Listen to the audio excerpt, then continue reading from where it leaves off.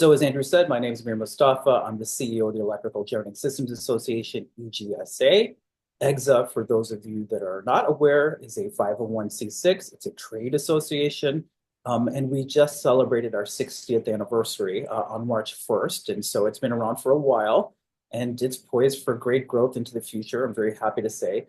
I've been CEO for a little over 4 years.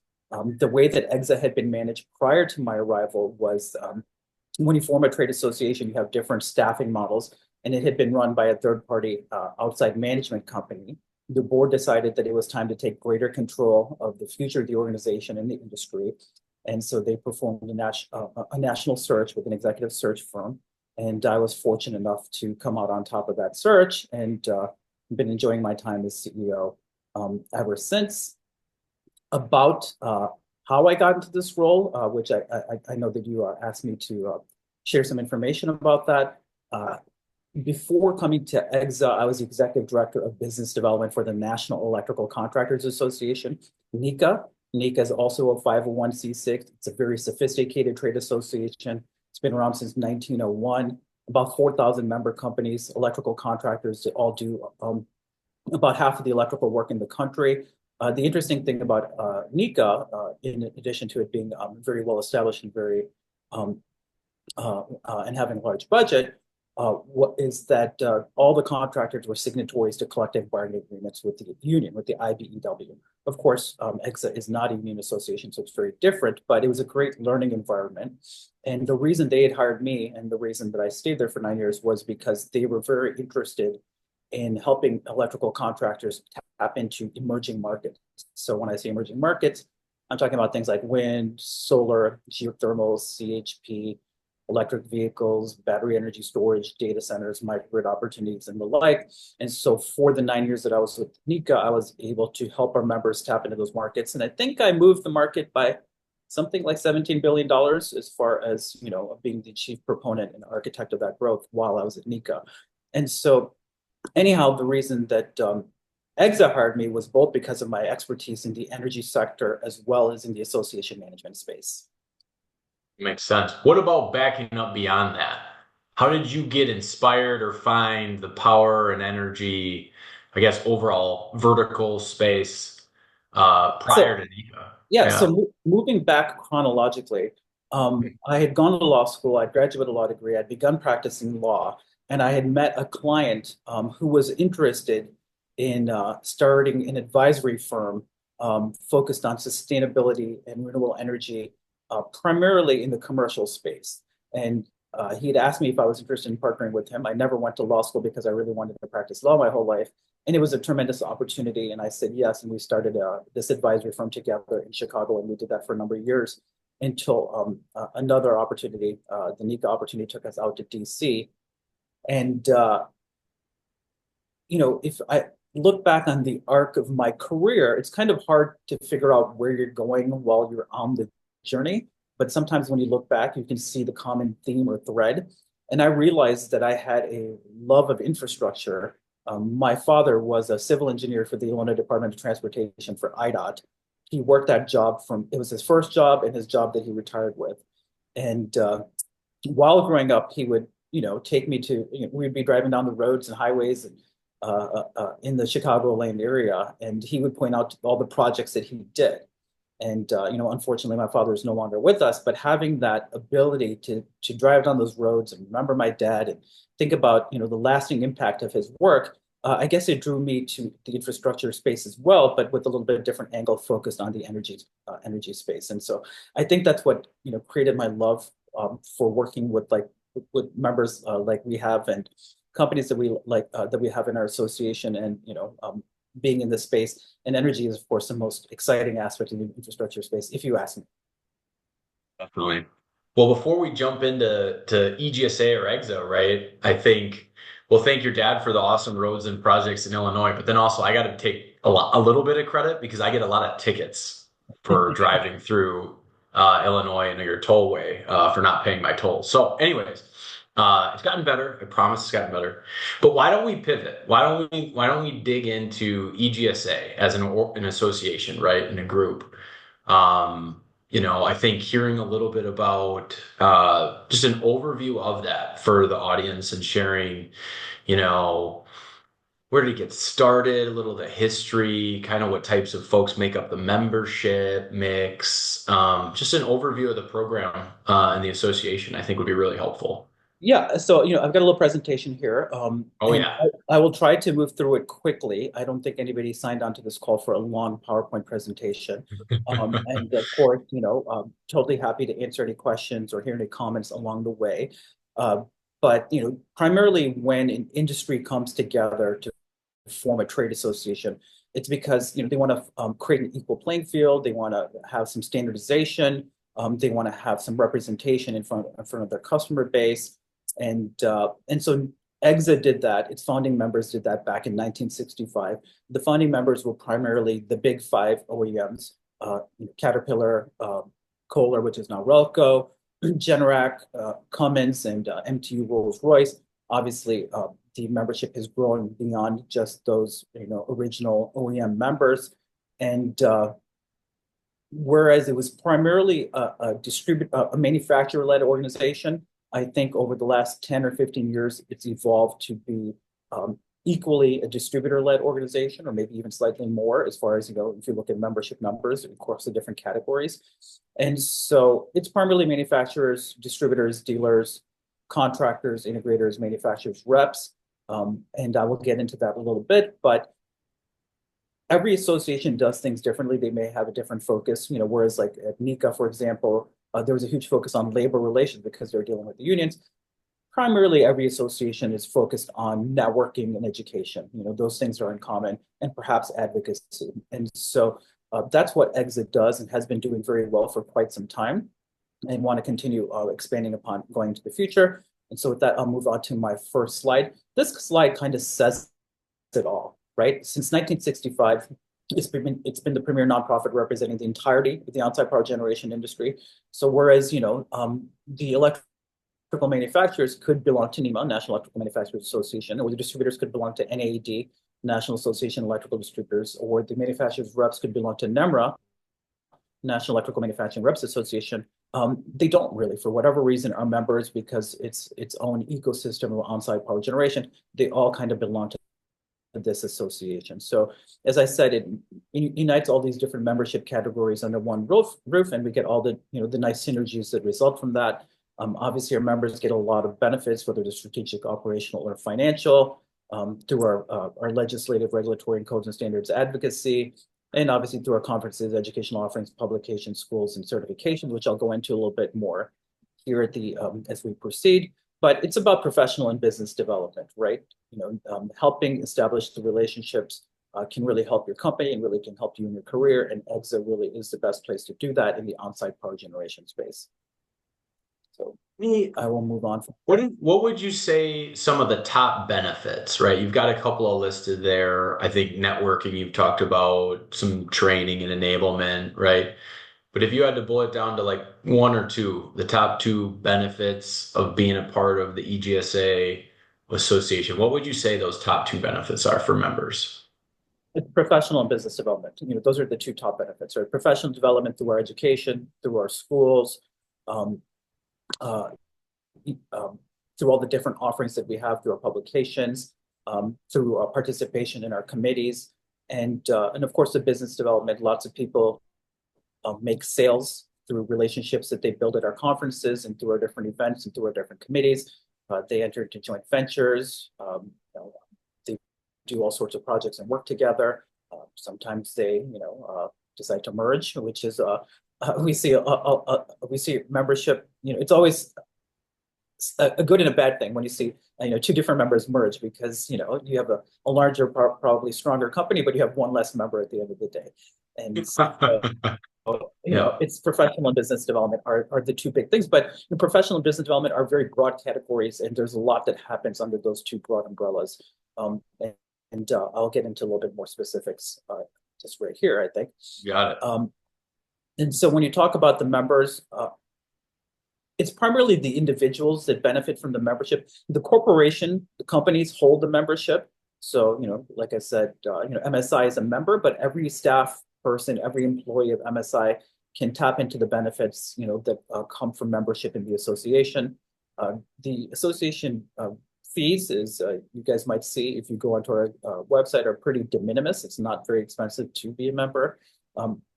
But then, of course, we want to also have opportunities for our members to interact with end users and facility managers. And of course, educational organizations and governmental agencies, quasi-governmental agencies like UL, all of those, fall into our membership categories.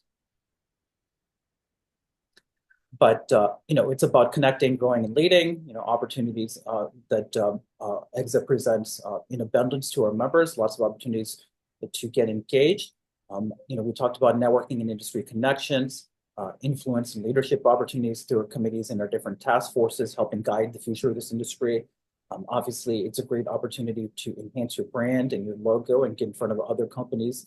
And then, of course, you have all sorts of savings that come from from membership. You get savings on our schools, you get savings on our certifications, you get savings from our publications, you get savings on travel and hotel and rental cars and office supplies and all those different things as well. And again, it's a great opportunity for a member firm to extend those savings to your employees, right? If we don't have a travel discount program that's available to them, well, EGSA has it for you, right? If you want to tap into, like I said, shipping or something like that and get discounts on that, you can get that through EGSA as well. If you want to tap into insurance, you can get that through EGSA as well and get discounts on all those things. And so lots of different savings that more than make up for. It's kind of like the Amex Platinum card, right? Whereas, it's not that much more as far as fees, membership fees go, compared to what the cost is getting an Amex Platinum card on an annual basis. But, a whole host of savings and opportunities that are associated with that. And honestly, as a member, right, our organization, right, the Service Pro organization is a member of EGSA, and I have been lucky enough to be allowed to participate in a little bit more of the EGSA Association events, participate in your committees that you offer up, and actually be part of almost kind of a newly created committee that was started just recently. So I can speak to it from personal experience. Then the really cool thing about why join EGSA, right, are all these things for sure. And then it's just how warm and welcoming a lot of the members are. Being new, right, not to a sales career or marketing career, but being new to the association a couple years ago when I first attended my first, networking event and trade show, everyone was so welcoming and warm and easy to like introduce me, right? It wasn't a like an old boys club where everyone's kind of like cold shouldering you and they've got their group and they don't bring you in, which frankly, I won't name them. I do see that in other associations that my organization is a part of. And I would say that was the number one thing I noticed. And I think a couple others from my organization would say as well, as the members that you have. I think the culture you've built across all the different folks that are leading EGSA has been really warm and welcoming for new members or just new folks like myself. So I think you've done a good job for sure in creating that culture, which has been really awesome for me. Yeah, thank you for saying that. Culture obviously is very important in any organization and for the health and vitality in the future for that organization. And so we have been very mindful of the culture that we instill within the organization. And it is very, it's like a big family. It might sound a little cheesy to say, but it's like a big family in the sense that most of the people know each other, even though we're talking about lots of people. And they're always willing to provide a helping hand, in case of an emergency or if somebody's having a problem with something or having trouble. I found our members to be incredibly, to put aside that competitor hat and put on that friend hat and really help people out. And I love to see that. And so, I kind of think of our organization as a big family, and we're also family friendly. We know that our members work hard and work a lot, travel a lot, and we want to give them opportunities to bring their families into the association. One of the things that we started doing with our last conference was we made it free for spouses to attend our conference. So, that's, I think like a $1,800 value that we're just giving away for free because we want to make it easier for our members to travel, to bring their spouses. They want to bring their kids to the conferences. We love children, and all of that is fine with us. And so thank you for saying that. Yes, it's a very welcoming and a very collaborative place to be. And so our big focus this year is going to be growing out our membership even more. We've seen a lot of membership growth since I've come on board. We want to continue with that because we know that there's a lot more room to help a lot more people, in our industry. And that's really what we're focused on, your company's name is Service Pro, but we're all about service too, right? We know that we exist to serve our members and to serve our industry, and that's what motivates us every day to get up and do our jobs. Awesome. So thank you for sharing that. Yeah. But as I said, lots of opportunities for what and lots of reasons for why you might want to join. Lots of membership exclusives. We've got our apprentice certification. We've got our journeyman certification. We've got specialized training and education, whether that's online or whether that's in person, or whether that's hybrid online and in person, or whether that's customized online or in person, or even customized at your own facility. If you want us to come and do a school that's tailored for your needs, we're happy to come out and do that school at your own facilities, perhaps using your own equipment or bringing our own if we need to, depending on what kind of school we're talking about. And then, of course, you get all these industry resources. Our Powerline magazine, we just launched a weekly version of that to help our members stay up to speed on industry news as well as exit news. We launched a new knowledge hub this last year to give our members the opportunity to promote their information, their white papers, their webinars, their research, and also to do lead capture. And then, of course, we've got all sorts of career growth and development opportunities as well that come with membership. So, and this is, these are real pictures. This is one of our schools. It was done at one of our members' facilities where they wanted us to come out and do a load bank certification. And so we did that for them. Awesome.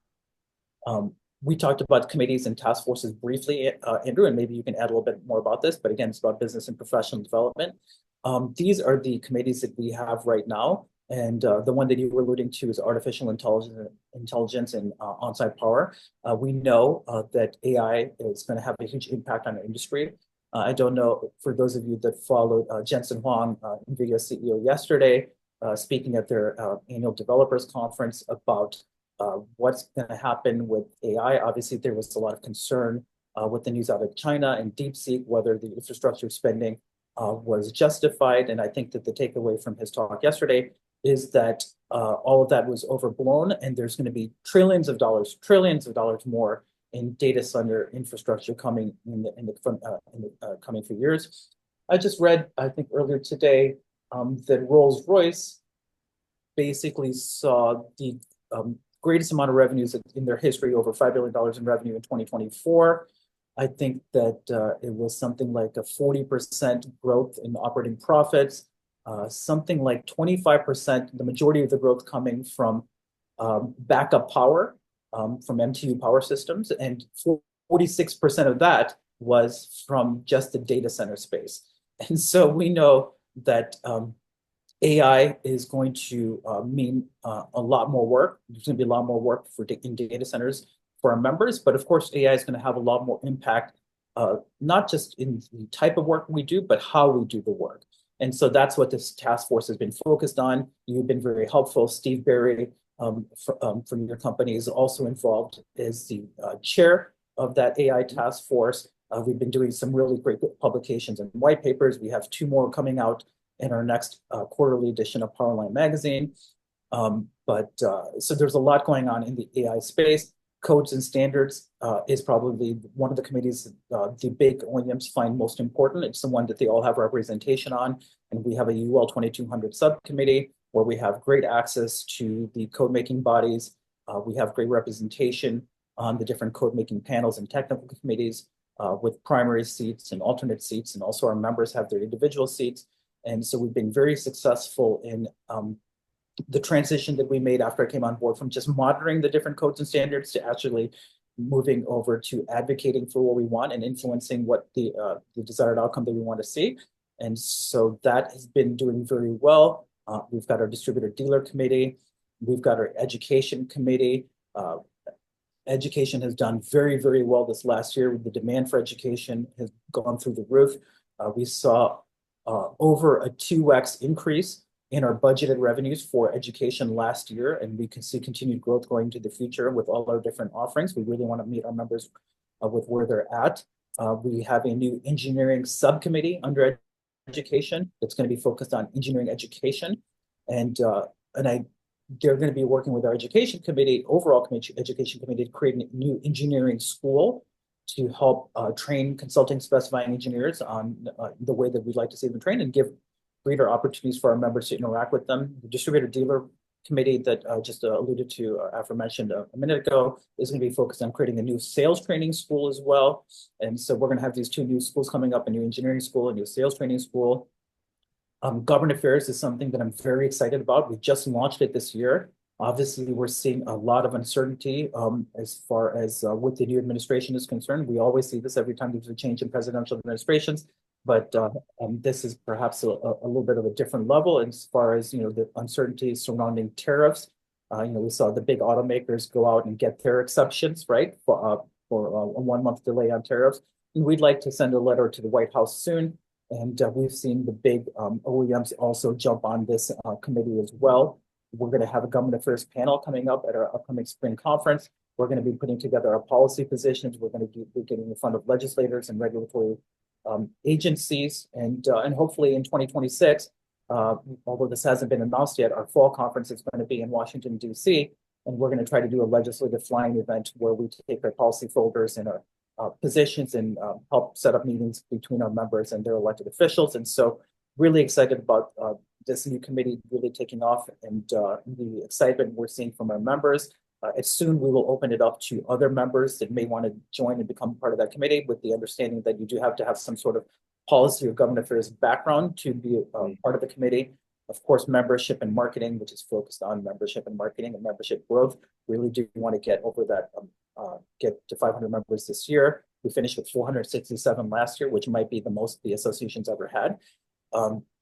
And then microgrids and renewables. The microgrid committee has been very involved with the planning for the spring conference, which is coming up in Charlotte in a few weeks. The theme for that conference is microgrid resiliency. And again, we want everybody to understand that if you want to have a truly resilient microgrid, that you should have a generator, as part of that. It can't just be renewables, wind and solar and battery. Battery energy storage systems. And then we really care about our veterans. We have lots of veterans involved with the association. We have a veterans task force as well. And we're going to be doing a base tour at our upcoming spring conference. And so I'll stop there because I've been talking for a lot.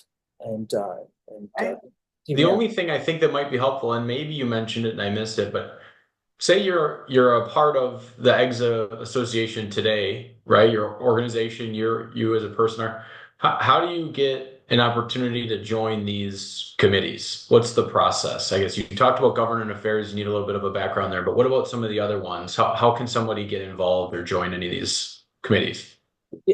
Wonderful, great question. So one of the things that we did after I came on board is we saw that we needed, there was a need for an improvement in our own organizational infrastructure. And we created a new database to manage our members. It's called My EGSA, and all of our members have access to managing their company profiles through the My EGSA portal. And so if you just go online and you can log into it, or you can request a password for it, it's from the EGSA website, www.egsa.org.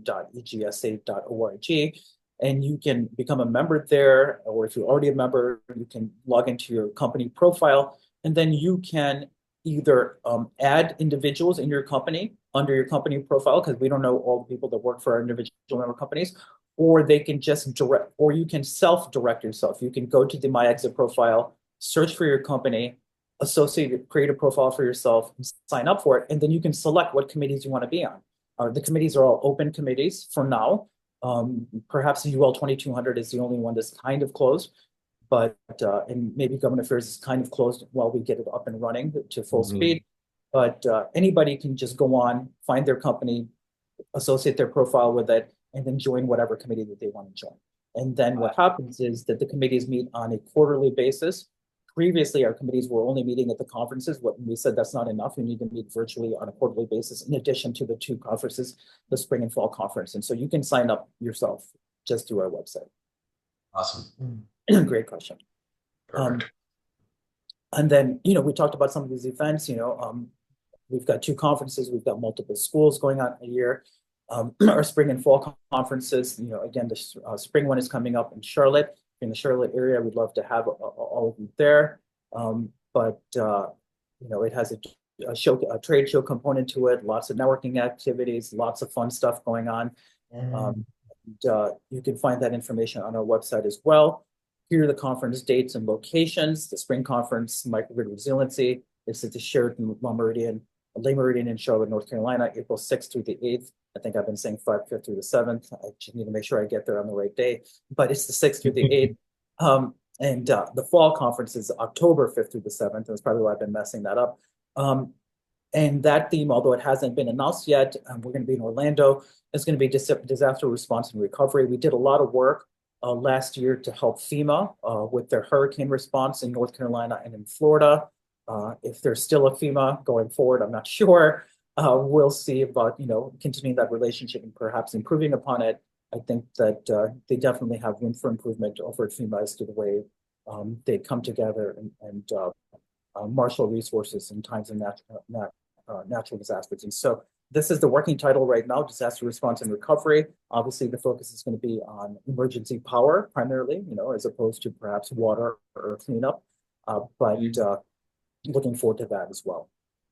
Awesome. So your conferences are always very educational. Also, I'd maybe missing out if I didn't say they're also a lot of fun too, seeing all the people that I've built relationships with, and I don't get to see much beyond 2 or 3 times a year. So a lot of fun. So I'm looking forward to spring for sure in a couple of weeks. And thank you for saying that. And that's another one of the changes that I instituted, right? In the sense that the conferences were just networking only when I came on board. There was very little education. Whatever education there was happening within the closed doors of the committee meetings. And we've taken all of that out, expanded it, blown it up, and have, different tracks, including, the regular education tracks, the theme focused tracks, which are going to be on microgrids, and then the engineering symposium for consulting specifying engineers or anybody that wants to join that as well. And so we've added a ton of education to our conferences as well. So hopefully we'll see some of you there, and you can see the URL down here if you want to register. And Andrew, if you want to share this PowerPoint afterwards, I'm happy with that. You're welcome to send it out. Engineering symposium. This takes place at the conferences. Again, our plan is to hopefully take it outside of the conferences or make it available in addition to just at the conferences. It's offered at the spring and fall conferences. This is an opportunity for our members to basically take to deepen and broaden their relationships with the engineering firms that they work with, to bring them to the conference, to extend a free conference pass. Again, that's over a $2,000 value for non-members, and basically saying to our members, you can offer this for free to as many engineers as you want that are consulting specifying engineers, because we know it's going to help you do your business. It's going to help you deepen your relationships with them. And it's going to help them get their CEUs and PDHs as well. And so excited to see this program taking off. I think we have more people registered for the engineering symposium than we ever have. And we're seeing growth. Fantastic. And we're seeing growth at every conference. And so very excited about that as well. And then we've got our schools, our Raleigh schools, our basic school, which is for more like sales and management and office people, than our advanced school, which is focused on more technical and in-depth knowledge in the on-site power generation space. And again, you can find the school schedule on our website. The one thing I will say here is that we've trained hundreds and hundreds and hundreds of people over the year. The content is taught by our members, it's created by our members, and so it's created by the industry, for the industry, taught by the industry. And so we're constantly renewing these schools, updating these schools. We updated them last year. We're updating them again this year. We're going to be probably switching to more of a systems-based approach as opposed to a component-based approach in the way that we teach these schools. And we're going to be adding new content, things like microgrids and what have you. And so excited about the changes that are coming to the schools as well, but they're up and running and doing tremendously well. So I would advocate continued education is key, right? Now, again, my role doesn't specifically tie into some of the specifics that your group is training on from an engineering perspective, but I will say that even if you've gone to school, have the certifications, everything's changing, right? There's new stuff happening. at all times. So refreshers and continued ed is highly encouraged. Thank you. I would suggest as well. Yeah, thank you. Again, spot on. This is one of the things that we've been very focused on.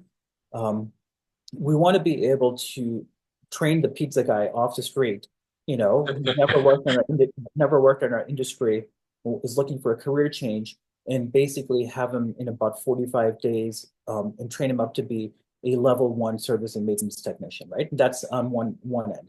The other end is obviously for our seasoned professionals. And one of the changes that we implemented this last year was, you know, um, you had to, if you wanted to maintain your apprentice or journeyman certification, you had to retest.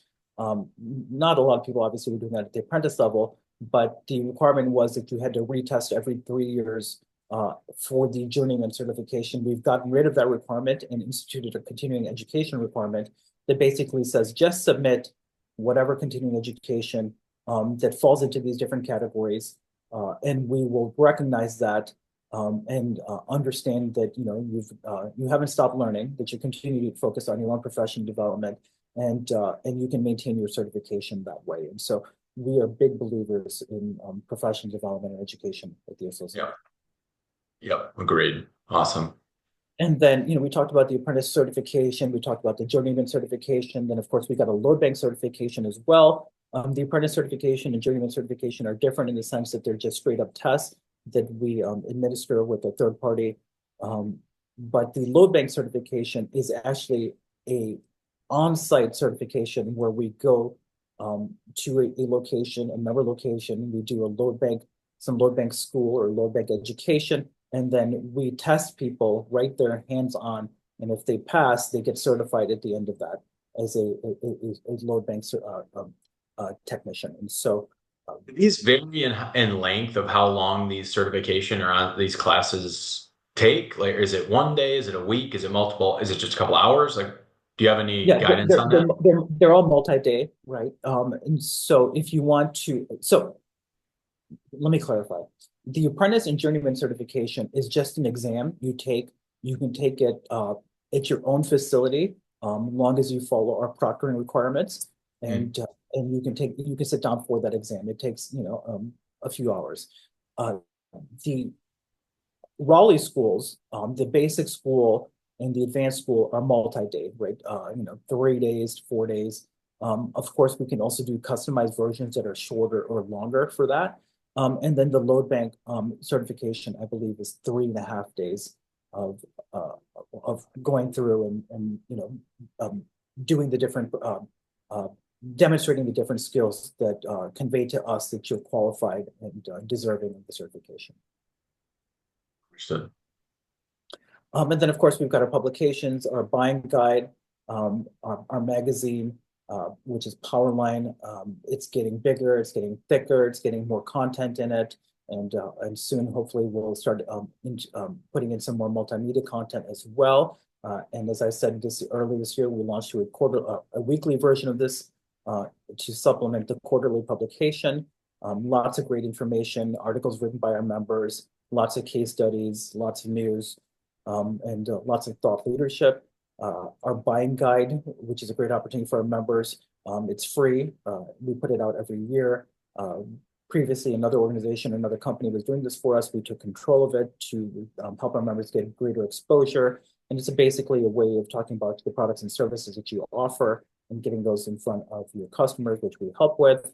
And then this is the on-site power generation reference book. It's in the 5th edition. We're going to be embarking on a rewrite this year. We hope to have it updated with new content and new chapters in early 2026. And that takes us through, and it was a little bit slower and longer than I wanted, but I didn't want to spend too much time on a PowerPoint.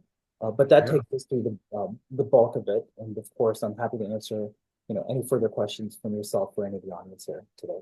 I mean, I think the main thing that maybe we end with or part with, and by the way, I love the Powerline magazine. I love the content that you put out there. I promise I do read it. Some of it goes way over my head just based on where I'm at and being the sales and marketing person, not necessarily tech engineering focused brain here, but a lot of good content, and I totally understand it's super important. Um, And then you mentioned the Knowledge Hub for your members. I think that's another thing that we've also taken advantage of and been able to put content out, which is really valuable because then we can start reading others' dynamic, organic content that they want others to see. Again, membership required, but super awesome that you've made that available to members like myself. But to leave, right, to kind of in closing, right, thank you for the overview, Mir, of course, but ultimately, what would you like to share with prospective members or people that maybe are a part of a different organization? What would you like to tell them about EGSA? That's a great question. I want them to get involved, right? Because the industry is growing by leaps and bounds. The future for our country and for our industry is more and more electrification.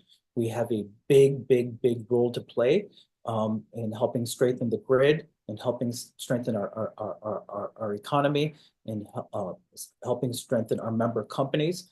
Um, and there's no better place to help effectuate change than through an industry organization where you can leverage other similar members and other orgs that are in the space and kind of, you know, get greater effects and greater synergies by working together with your competitors and your peers. And so I like to just say, get involved, you know, whether it's at EGSA or whether it's somewhere else.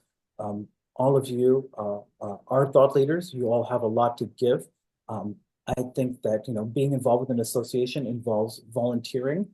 It has been tremendously helpful to me in my own career journey to serve on different boards, to serve on different committees, to be involved with different organizations, to learn and continue learning, and having a wide breadth of knowledge makes me more effective. And so I encourage you all, you know, whether it's at EGSA or somewhere else, to volunteer, to give of your time, to share your knowledge, to help mentor people, and to help drive this industry to new heights. Awesome. Mir, thank you very much. I hope that, anyone that watches this or was listening in live has learned something, gets excited and motivated and inspired, uh, right, to take some action and get involved. So with that, thanks, Mir. I appreciate it. We will Okay, close. Andrew. It was a pleasure. Thank you, everybody, for joining today. All right. Appreciate it. Thank you all. All right. Take care. Bye now. Bye.